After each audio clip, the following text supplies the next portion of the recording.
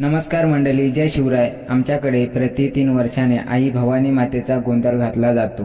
त्यासाठीच ही तयारी चालू आहे। ढोल ताशा आणून ठेवलाय, केळीचं झाड सुद्धा आणलंय।